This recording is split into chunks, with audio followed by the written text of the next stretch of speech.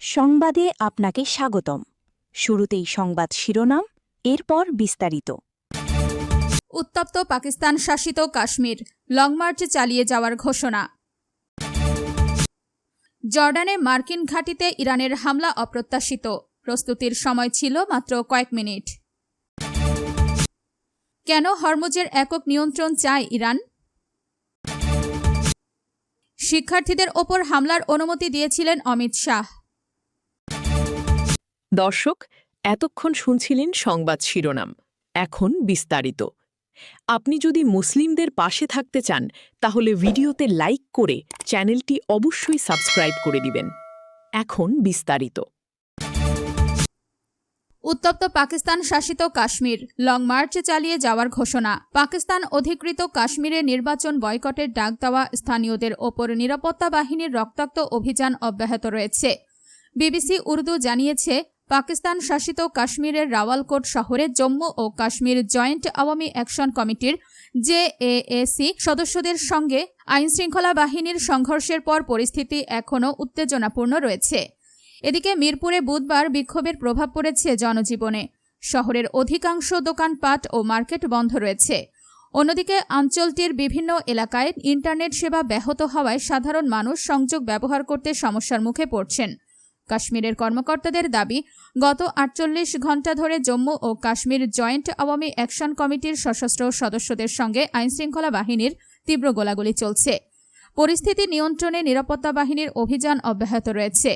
Joint Awami action কমিটির দাবি, রাওয়ালকোট ও মিরপুরে নিরাপত্তা বাহিনীর গুলিতে তাদের ১৭ সদস্য নিহত হয়েছেন। অন্যদিকে স্থানীয় প্রশাসনের দাবি, গত ২ দিনের সশস্ত্র সংঘর্ষে আইনশৃঙ্খলা বাহিনীর একজন সদস্য নিহত এবং আরও ৪ জন আহত হয়েছেন। জর্ডানে মার্কিন ঘাঁটিতে ইরানের হামলা অপ্রত্যাশিত, প্রস্তুতির সময় ছিল মাত্র কয়েক মিনিট। মধ্যপ্রাচ্যে অবস্থানরত মার্কিন বাহিনীকে লক্ষ্য করে ইরানের একাধিক ব্যালিস্টিক ক্ষেপণাস্ত্র নিক্ষেপের পর তেহরানকে কঠোর সামরিক জবাব দেওয়ার হুঁশিয়ারি দিয়েছেন যুক্তরাষ্ট্রের প্রেসিডেন্ট ডোনাল্ড ট্রাম্প। ফক্স নিউজকে দেওয়া এক টেলিফোন সাক্ষাৎকারে ট্রাম্প বলেন, ইরানকে কঠিন মূল্য দিতে হবে। তিনি দাবি করেন, যুক্তরাষ্ট্র খুব শক্তভাবে পাল্টা আঘাত হানবে। ট্রাম্পের এই মন্তব্য এমন সময় এলো যখন মার্কিন সামরিক বাহিনী জানিয়েছে, ইরানের ছোড়া সব ব্যালিস্টিক ক্ষেপণাস্ত্র লক্ষ্যবস্তুতে পৌঁছানোর আগেই প্রতিহত করা হয়েছে। হঠাৎ হামলা, প্রস্তুতির সময় ছিল মাত্র কয়েক মিনিট। ট্রাম্প হামলাটিকে অপ্রত্যাশিত বা হঠাৎ হামলা হিসেবে বর্ণনা করেন। তার দাবি, জর্ডানে অবস্থিত মার্কিন ঘাঁটির দিকে ক্ষেপণাস্ত্র ছোড়ার পর মার্কিন সেনাদের প্রতিক্রিয়া জানানোর জন্য হাতে ছিল মাত্র কয়েক মিনিট। তিনি বলেন, বাস্তব সময়ে ক্ষেপণাস্ত্রগুলোর গতিপথ পর্যবেক্ষণ করে মার্কিন সেনারা একে একে সেগুলো শনাক্ত ও ভূপাতিত করেন। ফলে ইরানের ছোড়া কোনো ক্ষেপণাস্ত্রই লক্ষ্যবস্তুতে আঘাত হানতে পারেনি। যুক্তরাষ্ট্রের সেন্ট্রাল কমান্ড সেন্টকম এক বিবৃতিতে জানিয়েছে, মঙ্গলবার গভীর রাতে ইরানের Islamic Revolutionary Guard Corps IRGC মধ্যপ্রাচ্যে মোতায়েন মার্কিন বাহিনীকে লক্ষ্য করে ইরানের ভূখণ্ড থেকে একাধিক ব্যালিস্টিক ক্ষেপণাস্ত্র নিক্ষেপ করে। কেন হরমুজের একক নিয়ন্ত্রণ চায় ইরান? হরমুজ প্রণালী যৌথভাবে পরিচালনার জন্য ওমান যে প্রস্তাব দিয়েছিল তা পত্র পাঠ প্রত্যাখ্যান করেছে ইরান। এরপর তেহরানও একটি প্রস্তাব দিয়েছে।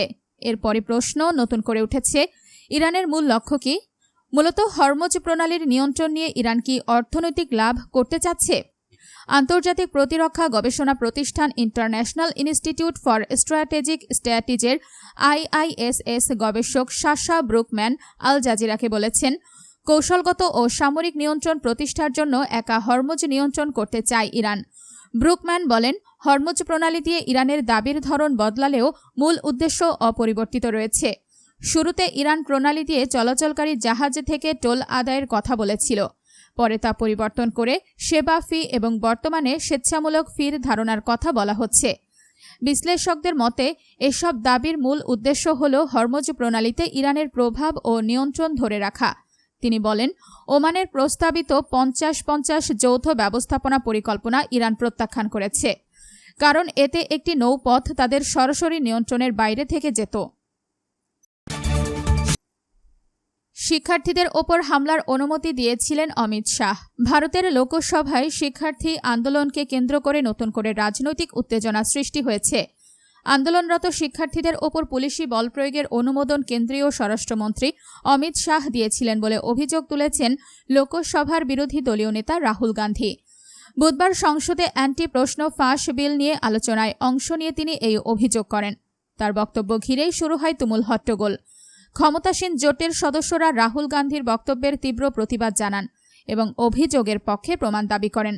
লোকসভায় বক্তব্য রাখতে গিয়ে রাহুল গান্ধী বলেন, দিল্লির যন্তর মন্তরে শান্তিপূর্ণভাবে আন্দোলনরত শিক্ষার্থীদের বিরুদ্ধে যে পুলিশি অভিযান চালানো হয়েছিল তার অনুমোদন স্বরাষ্ট্রমন্ত্রীর দপ্তর থেকেই দেওয়া হয়। তিনি বলেন, গণতান্ত্রিক দেশে শিক্ষার্থীদের কণ্ঠরোধ করতে বল প্রয়োগ গ্রহণযোগ্য হতে পারে না। সংসদে উপস্থিত সদস্যদের উদ্দেশ্যে তিনি এই ঘটনার জবাবদিহি দাবি করেন। রাহুল গান্ধীর বক্তব্য শেষ হওয়ার আগেই ক্ষমতাসীন জোটের সদস্যরা প্রতিবাদে সরব হয়ে ওঠেন।